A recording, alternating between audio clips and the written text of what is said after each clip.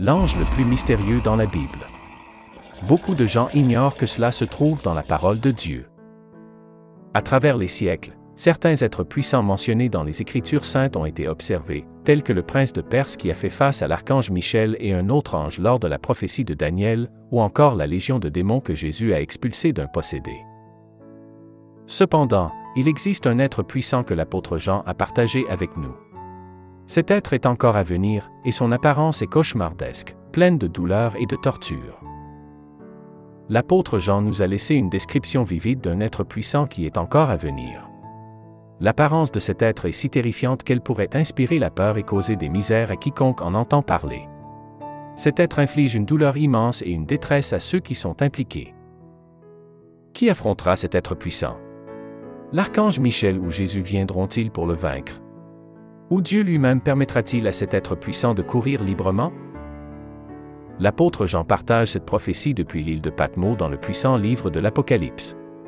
Le livre de l'Apocalypse se distingue des autres livres du Nouveau Testament, non seulement par son contenu, mais aussi par son origine. À la différence d'autres ouvrages qui ont été délibérément rédigés, l'Apocalypse n'était pas à l'origine conçu pour être écrite. Chaque auteur a choisi consciemment de consigner ses pensées, que ce soit directement ou par l'entremise d'un scribe. Avant de consigner ses pensées, il a soigneusement réfléchi à ce qu'il voulait dire. Bien qu'inspiré par le Saint-Esprit, le texte résultant reflète son tempérament, son caractère, sa perspective et son expérience.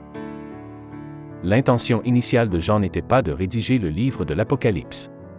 En réalité, cette idée ne lui avait même pas traversé l'esprit.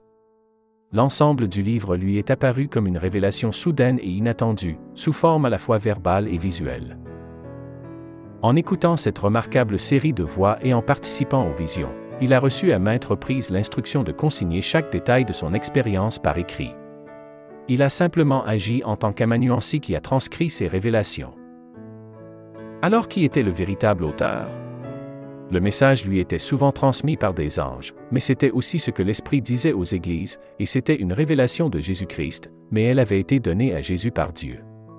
Une chaîne complexe de communication était impliquée. Dieu, Jésus, Esprit, Ange, Jean. C'est ici que nous découvrons Abaddon. Dans l'Écriture, la révélation est le dévoilement de ce qui est caché à l'humanité, méconnu de Dieu. Il y a des choses que l'homme ne peut pas savoir à moins que Dieu ne choisisse de l'informer. Il est impossible pour un individu d'avoir une connaissance complète de tout ce qui se passe dans le monde, y compris au ciel et ce que l'avenir réserve. Par conséquent, tout enregistrement et interprétation des événements par un individu est limité par le temps et l'espace. Il ne peut fournir qu'un compte rendu partiel de l'histoire. Jean voit d'abord la révélation de Jésus-Christ, puis il assiste à la salle du trône de Dieu elle-même. Tout change alors. Dieu lance les 3 pires jugements jamais vécus dans le monde entier. L'Apocalypse 6 à 16 couvre Satan sur terre. Ce segment particulier peut être difficile à comprendre et à mettre en pratique. Malheureusement, nous en sommes arrivés à la partie désagréable. La situation va se détériorer avant de montrer des signes d'amélioration. Il est rassurant de savoir que le scénario décrit dans ces chapitres est le pire des scénarios. Néanmoins, cela reste troublant. Les jugements seront exécutés en 3 étapes. Chaque étape se déroule de manière épique. Les 4 premiers des 7 sceaux s'ouvrent, libérant ce qui est connu sous le nom des 4 cavaliers de l'Apocalypse, car les jugements apparaissent métaphoriquement comme un cheval et son cavalier, laissant la destruction sur leur passage. Ensuite, les trompettes commencent. Dans l'Apocalypse 8 à 9, Jean décrit une période proche de la fin du monde où les anges sonnent 7 trompettes. Chaque trompette annonce l'arrivée d'une nouvelle série de jugements sur les habitants de la terre. Les 7 trompettes sont décrites dans l'Apocalypse 8 et 9, ainsi que dans l'Apocalypse 11 versets 15 à 19. Les trompettes représentent des catastrophes. Les jugements annoncés par les 7 trompettes se produiront pendant la période de tribulation à la fin du monde. 7 anges qui se tiennent devant la présence de Dieu se voient remettre cette trompette, qui seront utilisées pour déclencher une nouvelle série de jugements. La première trompette. Cette plaie détruit un tiers des arbres du monde et consume toute l'herbe. Ce jugement présente certaines similitudes à la 7e plaie de l'Égypte. La deuxième trompette. Selon la Bible, lorsque le deuxième ange sonne une trompette au ciel, une énorme montagne en feu est jetée dans la mer. En conséquence de cet événement, un tiers de la mer se transforme en sang, un tiers des navires coulent, et un tiers des créatures vivantes de l'océan meurent. Ce jugement est similaire à la première plaie qui s'est produite en Égypte. La troisième trompette. Le jugement de la troisième trompette est similaire au deuxième, mais il cible les lacs d'eau douce et les rivières du monde au lieu des océans. Selon l'Écriture, une grande étoile brillant comme une torche tombera du ciel et contaminera un tiers de l'approvisionnement mondial en eau. La quatrième trompette. La quatrième des 7 trompettes provoque des changements dans le ciel. Elle déclare: un tiers du soleil, un tiers de la lune et un tiers des étoiles furent frappés, les faisant s'obscurcir. Après le jugement de la quatrième trompette, vient la cinquième trompette. C'est là que nous voyons l'ange mystérieux. La cinquième trompette amène des sauterelles démoniaques depuis l'abîme sans fond. Cet ange de l'abîme. Le jour où la porte de l'abîme s'ouvre est un jour de jugement intense. Mais qu'est-ce que l'abîme et qui repose-t-il? Après le jugement de la quatrième trompette, survient la cinquième trompette, introduisant l'apparition d'un ange mystérieux. C'est à ce moment que des sauterelles démoniaques surgissent de l'abîme sans fond. L'ange de l'abîme est associé à un jour de jugement intense, marqué par l'ouverture de la porte de l'abîme. Cependant, qu'est-ce que représente l'abîme et quelles entités y résident? L'abîme, dans ce contexte, fait référence souvent à un lieu symbolique de réclusion ou de confinement, associé à des forces démoniaques. Il s'agit d'un concept spirituel évoquant un lieu où des puissances maléfiques sont retenues jusqu'à un moment déterminé. Dans la théologie juive et la Bible, l'abîme est souvent utilisé métaphoriquement pour désigner le lieu de résidence des esprits maléfiques. Dans la Bible, l'abîme est comme un trou très profond ou un énorme vide, souvent considéré comme un lieu où vont les morts, ou un endroit rempli d'obscurité totale et de vide. C'est également connu comme un lieu très éloigné de la présence et de la bonté de Dieu. Luc 8 verset 31 parle d'un moment où Jésus rencontre un homme contrôlé par des démons. Lorsque Jésus dit à ces esprits maléfiques de quitter l'homme, ils sont pétrifiés et demandent à Jésus de ne pas les envoyer dans l'abîme. L'abîme est un endroit terrible pour les esprits maléfiques, où ils seraient punis et souffriraient. Les esprits maléfiques dans le démoniaque le supplièrent de ne pas les commander d'aller dans l'abîme. Cela montre à quel point ils ne veulent pas y aller, car c'est un lieu de souffrance pour eux. Alors pourquoi cette ouverture de l'abîme? Qu'est-ce qui la provoque? La porte de l'abîme s'ouvre dans le livre de l'Apocalypse. Avant l'ouverture de l'abîme, plusieurs événements importants se produisent qui y conduisent. L'ouverture de l'abîme commence par une clé, un symbole de pouvoir et d'autorité. Dans l'Apocalypse 9 verset 1, la Bible dit: « Et le cinquième ange sonna de la trompette, et je vis une étoile tomber du ciel sur la terre, et il lui fut donné la clé du puits sans fond. » Ce serait le cinquième ange qui sonnerait une trompette. Les 4 premiers sceaux et trompettes ont livré des jugements exécutés contre la terre. Le texte nous montre clairement que cette étoile est une personne, lui.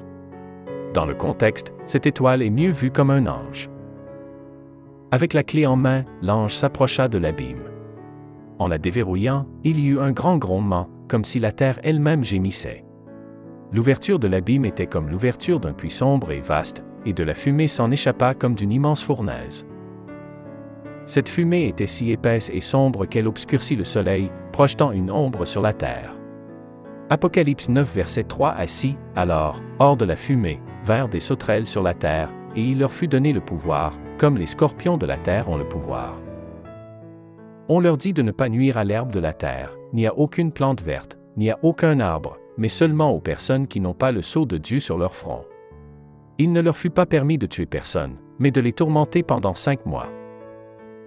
Et leur tourment était comme le tourment d'un scorpion lorsqu'il pique une personne. Et en ces jours-là, les gens chercheront la mort et ne la trouveront pas. Ils désireront mourir et la mort s'enfuira d'eux. Ces sauterelles ne sont pas naturelles. Elles évitent les plantes et attaquent les humains comme des scorpions. Elles représentent les hordes de démons déchaînés sur la terre. Ceux qui ont le sceau de Dieu sur leur front sont protégés, mais aucun autre ne l'est. C'est un jugement inévitable de Dieu. Le but de ces sauterelles et de cette période est expressément régi par Dieu. Et le but de tout cela est d'amener la repentance, mais cela échouera sévèrement. Apocalypse 9 versets 20 à 21, le reste des hommes, qui ne furent pas tués par ces plaies, ne se repentirent pas des œuvres de leurs mains, pour ne pas adorer les démons et les idoles d'or, d'argent, d'airain, de pierre et de bois, qui ne peuvent ni voir, ni entendre, ni marcher. Et ils ne se repentirent pas de leur meurtre, ni de leur sorcellerie, ni de leur immoralité sexuelle, ni de leur vol. Cette étoile a ouvert l'abîme. Apocalypse 9 verset 2, libérant un bataillon de soldats démoniaques comparé à un fléau de sauterelles ressemblant à des chevaux préparés pour la bataille. Apocalypse 9 verset 7. La mort n'offrira aucune échappatoire à cette torture prolongée. La force de leurs attaques a été comparée à celle des scorpions, qui, malgré la douleur atroce qu'ils provoquent, entraînent rarement la mort de la victime. Les tourmentés désirent passer. Pour Paul, la mort était une porte vers une bénédiction éternelle. Néanmoins, pour ceux qui sont déjà tourmentés, la mort est une transition de la douleur actuelle vers le feu éternel qui les attend. Notez que le son des sauterelles rappelle celui d'une puissante armée approchant une nation. C'est apparemment la raison d'utiliser ce nombre de mois pour la durée du tourment. L'angoisse et l'agonie ne dureront pas juste quelques jours, mais aussi longtemps que les sauterelles continueront d'exister dans le monde. La seule façon de mettre fin à cette attaque des sauterelles d'Abaddon est que les attaquants achèvent leur destruction. Le tourment est si atroce qu'il est comparable au venin d'un scorpion, et la souffrance sera si intense que les gens souhaiteront être morts. Ils chercheront la mort, mais ne la trouveront pas. Apocalypse 9 versets 7 à 10. L'aspect des sauterelles était comme des chevaux préparés pour la bataille, et sur leur tête semblaient être des couronnes comme de l'or, et leurs visages étaient comme des visages humains. Elles avaient des cheveux comme des cheveux de femmes, et leurs dents étaient comme des dents de lion. Elles avaient des cuirasses comme des cuirasses de fer, et le son de leurs ailes était comme le bruit de chars, de nombreux chevaux se précipitant au combat. Elles ont des queues comme des scorpions, et des dards, et dans leur queue réside leur pouvoir de faire du mal aux gens pendant 5 mois. Pourquoi Dieu les appellerait-il sauterelles s'ils ne sont pas des sauterelles réelles, mais plutôt des esprits démoniaques qui pullulent et détruisent comme des sauterelles? Entre autres raisons, parce que les sauterelles sont considérées comme des agents du jugement de Dieu dans l'Ancien Testament. 2 Chroniques 7 verset 13, « Si je ferme le ciel pour qu'il ne pleuve pas, ou si je commande aux sauterelles de dévorer le pays, ou si j'envoie la peste et la plaie parmi mon peuple. » Nous lisons, comme des chevaux, comme de l'or, comme les visages des hommes, comme les cheveux des femmes, comme les dents de lion. Le fait que le mot « comme » soit utilisé plusieurs fois suggère que l'intention n'est pas de fournir une description littérale. L'impression générale laissée par cette image est celle d'une cruauté incroyable et brutale.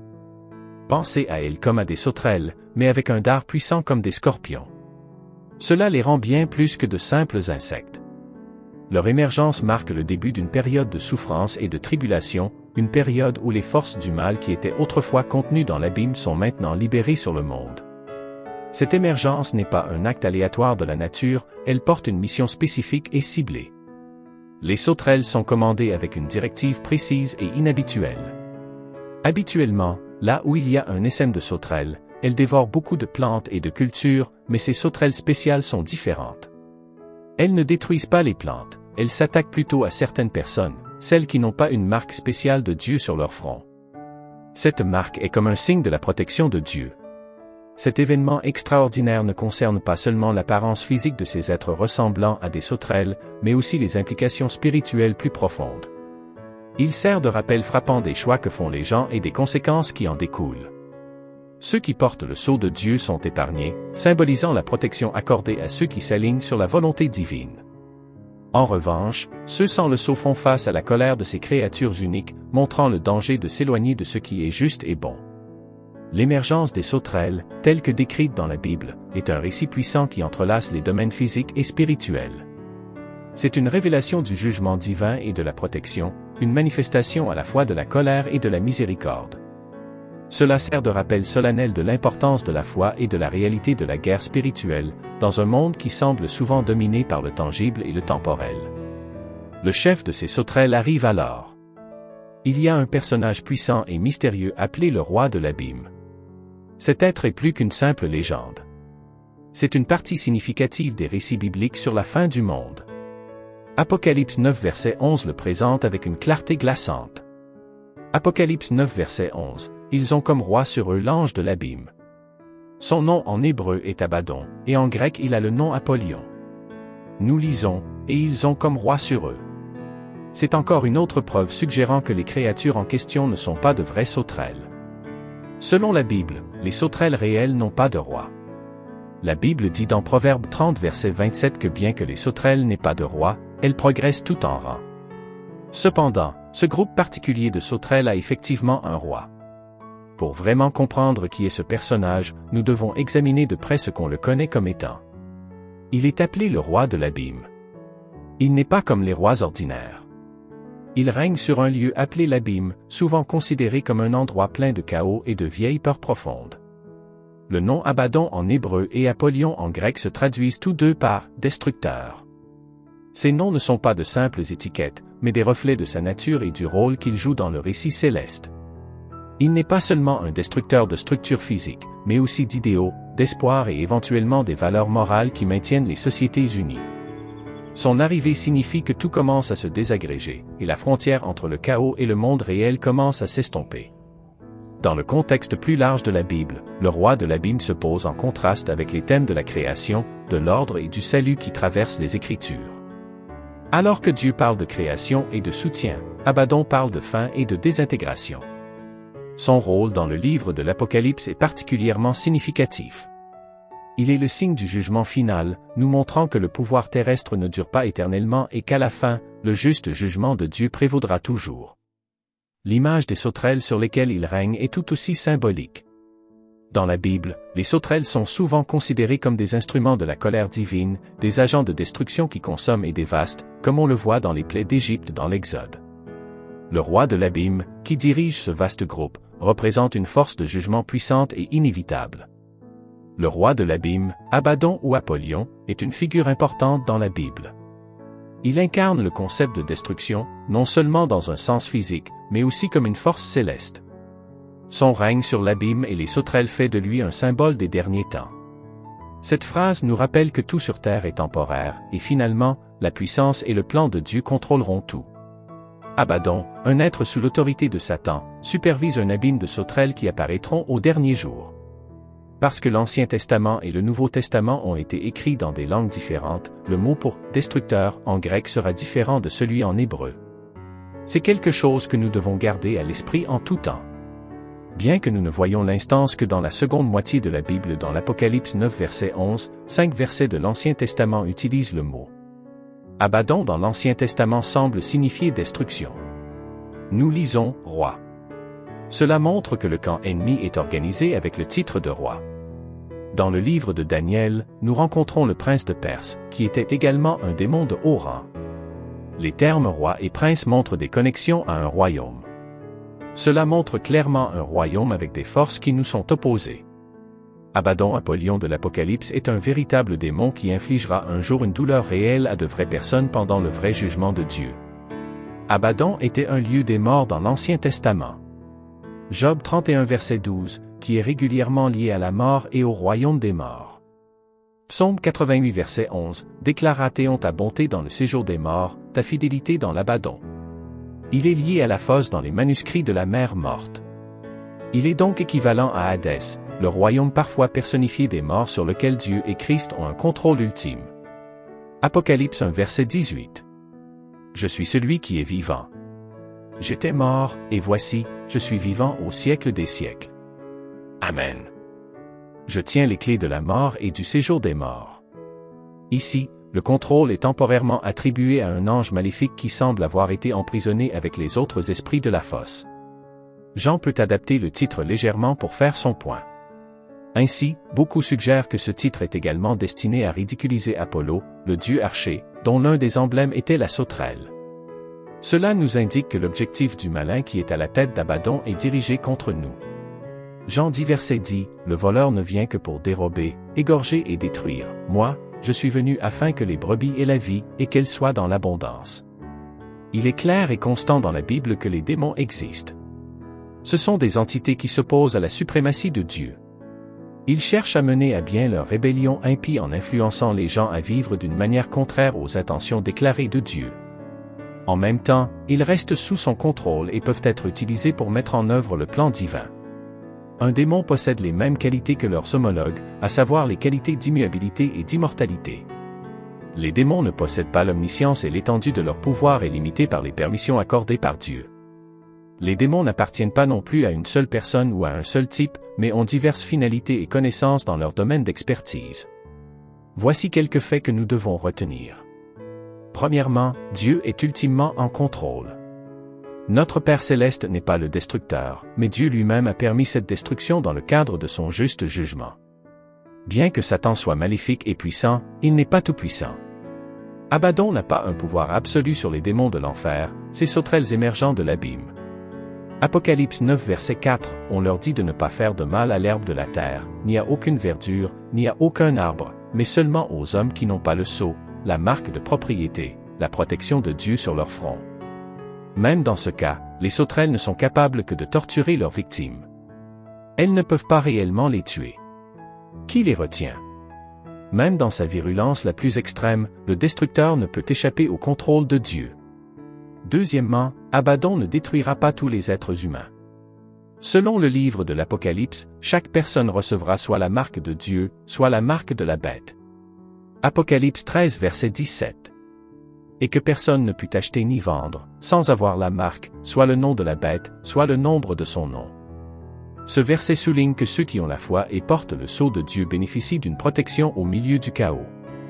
Il met en lumière comment une foi solide peut nous protéger du mal qui émane de l'abîme. En conclusion, le jour où la porte de l'abîme s'ouvre témoigne de la double nature de la prophétie biblique, un moment de jugement et de tribulation, mais aussi un temps où la foi devient un sanctuaire crucial. Cela nous rappelle l'importance de maintenir notre foi et l'espoir qu'en ces temps les plus sombres, ceux qui sont scellés par Dieu trouveront protection et ultimement rédemption. Cet événement n'est pas seulement un avertissement de ce qui va venir, mais aussi une invitation à approfondir sa foi et à avoir confiance en le plan divin de Dieu. Pourquoi cela est-il dans la Bible? L'Apocalyptique est un récit historique écrit du point de vue de Dieu. Il offre une vue d'ensemble des événements, nous permettant de les voir au-delà de notre perception limitée. Cette perspective unique nous donne un aperçu et une prévision qui améliorent considérablement notre compréhension du monde qui nous entoure. En résulte une compréhension plus profonde de ce qui se passe bien au-delà de celle d'un historien typique. Des modèles et des finalités émergent auxquels il est aveugle. L'histoire n'est pas simplement une accumulation hasardeuse d'événements. La coïncidence cède la place à la providence. L'histoire a une direction. Le temps a une signification éternelle. Le temps et l'éternité sont interdépendants. Les choses cachées à l'observation humaine et que Dieu révèle sont appelées mystères dans le Nouveau Testament. La direction des événements dans le passé et le présent devient apparente à la lumière du futur. La forme de l'histoire ne peut être vue à court terme, seulement à long terme, car le temps est relatif aussi bien que réel pour Dieu. Un jour est comme 1000 ans pour lui. Sa patience incroyable à notre égard le fait paraître lent à nos yeux, 2 Pierre 3 verset 9. La Bible contient une philosophie de l'histoire très différente de celle que la raison humaine n'a assisté à adopter. Le contraste est clair lorsque nous la comparons aux idées les plus couramment acceptées. Pourquoi Dieu juge-t-il le monde? Pendant le chaos, il est naturel de se demander comment l'humanité a réagi. Idéalement, on espérait la repentance ou une reconnaissance de la main divine à l'œuvre. Cependant, même lorsque d'énormes grêlons tombaient du ciel, l'esprit humain est resté obstiné. Au lieu de chercher le pardon ou la compréhension, les gens ont maudit Dieu. Apocalypse 16 verset 21, et d'énormes grêlons d'environ 1 talent chacun tombèrent du ciel sur les hommes, et les hommes blasphémèrent Dieu, à cause du fléau de la grêle, parce que ce fléau était extraordinairement grand. Leur cœur, endurci par des années de rébellion, ne pouvait saisir la magnitude de leur erreur. Ainsi, la 7e coupe n'était pas simplement une démonstration du pouvoir de Dieu, mais une indication claire de la fragilité humaine et des conséquences d'une défiance persistante. L'histoire sert de rappel solennel que bien que Dieu soit patient et miséricordieux, vient un moment où la justice doit prévaloir. Le livre de l'Apocalypse parle de la fin du monde et du plan final de Dieu. Le but des événements décrits n'est pas de susciter la peur, mais plutôt de souligner les conséquences significatives d'une société qui rejette son Créateur. L'histoire met en scène la colère de Dieu. Les jugements servent de témoignage profond de l'indignation juste de Dieu contre la méchanceté et la rébellion de l'humanité. Il est crucial de comprendre pourquoi ces événements sont significatifs. Selon la Bible, ils sont comme des pièces de puzzle qui s'insèrent dans une image plus grande. Ces occurrences font partie du grand plan de Dieu. Cette prière se veut un rappel que Dieu contrôle tout. Il y a une raison pour laquelle beaucoup de gens n'ont jamais entendu parler de cet ange, et c'est parce que beaucoup ont peur de lire le livre.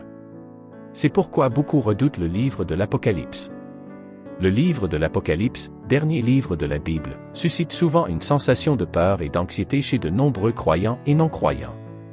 Cette réaction est principalement due à son contenu apocalyptique, qui comporte des descriptions explicites et parfois confuses de la fin du monde. L'Apocalypse est le seul livre de la Bible auquel des sanctions divines de récompense et de punition ont été directement attachées. D'une part, une bénédiction spéciale viendra à ceux qui le lisent à haute voix, à eux-mêmes et à d'autres, et qui gardent les paroles en les méditant et en les appliquant dans leur vie. D'autre part, ceux qui altèrent son texte s'attireront une malédiction unique. Si cela est fait par addition ou par insertion, les fléaux décrits dans le livre seront ajoutés à l'expérience du coupable. S'il est fait par soustraction, par des suppressions, la part du coupable de la vie éternelle dans la Nouvelle Jérusalem lui sera retirée. Dieu accorde clairement une grande valeur aux informations et révélations contenues ici, comme en témoignent la bénédiction et la malédiction. Il n'aurait pas pu rendre la signification de cela plus transparente. De ses opinions sur le livre, nous nous tournons pour examiner le livre lui-même. Considérez d'abord sa position dans la Bible. Tout comme la Genèse ne pourrait être nulle part ailleurs qu'au début, l'Apocalypse ne pourrait être nulle part ailleurs qu'à la fin. À bien des égards, elle achève l'histoire. Les descriptions et symboles du livre de l'Apocalypse sont souvent difficiles à comprendre et déroutants. Les symboles courants incluent des bêtes, des dragons et des chiffres, chacun portant des significations symboliques profondes. Par exemple, Apocalypse 13 verset 1 parle d'une bête montant de la mer avec 10 cornes et 7 têtes, ornées de 10 couronnes. Une telle imagerie est non seulement difficile à comprendre, mais peut aussi être effrayante. Le défi d'interpréter ces symboles contribue à la peur. Différentes personnes ont proposé diverses interprétations au fil des siècles, mais il n'y a pas de compréhension universellement acceptée de nombreuses parties de l'Apocalypse. Cette ambiguïté laisse place à des interprétations qui peuvent être déconcertantes ou alarmantes. L'Apocalypse parle abondamment du jour du jugement et de la fin du monde. Des passages comme Apocalypse 20 verset 12 décrivent le jugement final d'une manière qui peut être intimidante. Beaucoup sont également mal à l'aise avec les thèmes du jugement et de la colère. Le livre de l'Apocalypse est principalement connu pour les thèmes du jugement, de la colère et de la fin des temps. Les désastres effrayants et énormes dont parle l'Apocalypse peuvent faire peur et inquiéter.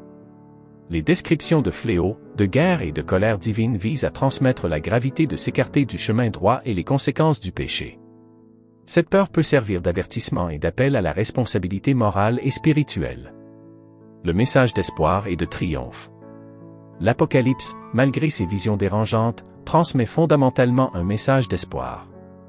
Elle assure aux croyants que, finalement, le bien triomphera du mal. Cela est résumé dans des versets comme Apocalypse 21 verset 4, qui promet « Il essuiera toute larme de leurs yeux ». Il n'y aura plus de mort, ni de deuil, ni de cris, ni de douleur, car les premières choses ont disparu. Ce verset offre un sentiment de réconfort en dépeignant un avenir où la douleur et la tristesse sont complètement éliminées. Il renforce également la croyance en la souveraineté de Dieu, signifiant son autorité ultime sur les événements du monde. Il nous rassure que peu importe à quel point le monde peut sembler chaotique ou effrayant, Dieu est toujours en contrôle. Par exemple, Apocalypse 19 verset 6 dit « Alléluia ! Car le Seigneur notre Dieu Tout-Puissant règne. » C'est une affirmation claire de la règle omnipotente de Dieu. Prions. Seigneur, nous te demandons de nous fortifier pour résister à la tentation de péché, et aide-nous à désirer ta présence plus que tout.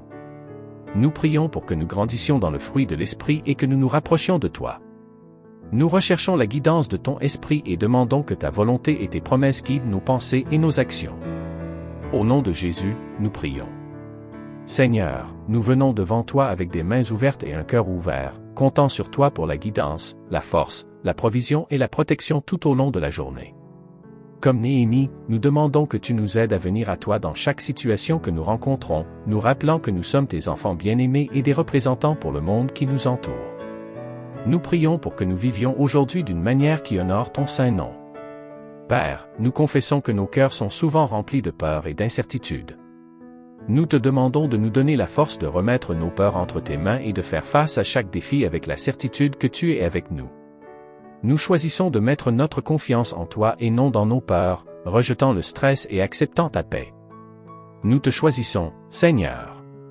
Seigneur, nous reconnaissons que nous ne recevons pas toujours un signe clair ou une direction de ta part, mais nous avons confiance en ta présence constante et en ton guidage. Nous prions pour que tu nous conduises dans ta voie, même si nous trébuchons ou prenons le mauvais chemin. Au nom de Jésus, nous prions. Jésus, nous te remercions de nous donner ce dont nous avons le plus besoin, la sagesse. Nous reconnaissons que nous cherchons souvent la connaissance, la richesse et le bonheur, mais nous réalisons que nous avons besoin de ta sagesse pour naviguer à travers les défis de la vie. Merci de nous donner généreusement la sagesse sans reproche. Au nom de Jésus, nous prions. Bonjour, Seigneur. Aujourd'hui est un nouveau jour, et nous sommes reconnaissants pour l'opportunité qu'il apporte. Hier est passé, avec tous les regrets, erreurs ou échecs que nous avons pu connaître. Nous choisissons de nous concentrer sur aujourd'hui et la chance d'aimer, de donner et d'être tout ce que tu veux que nous soyons. Aujourd'hui, nous te plaçons au premier plan de nos pensées et de nos cœurs.